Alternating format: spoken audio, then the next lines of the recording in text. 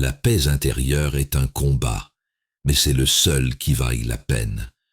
Ce n'est pas parce que les choses sont difficiles que nous n'osons pas, c'est parce que nous n'osons pas qu'elles sont difficiles.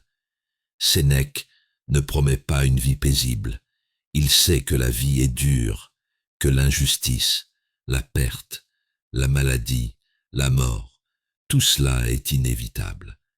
Mais il affirme une chose essentielle.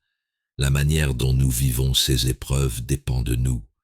Il ne nie pas la douleur, il ne méprise pas les émotions, mais il nous dit ceci: tu peux souffrir sans être brisé, tu peux tomber sans perdre ta dignité, tu peux perdre ce que tu possèdes, sans perdre ce que tu es.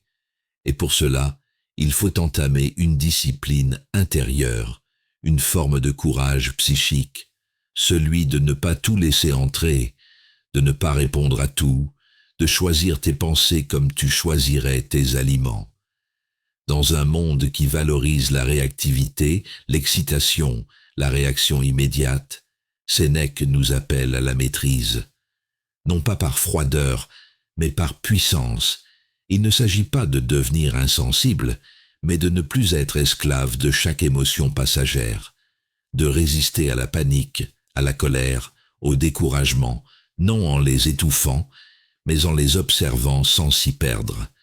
Il compare l'âme à une citadelle, une forteresse que rien d'extérieur ne peut assiéger, si nous n'ouvrons pas les portes de l'intérieur.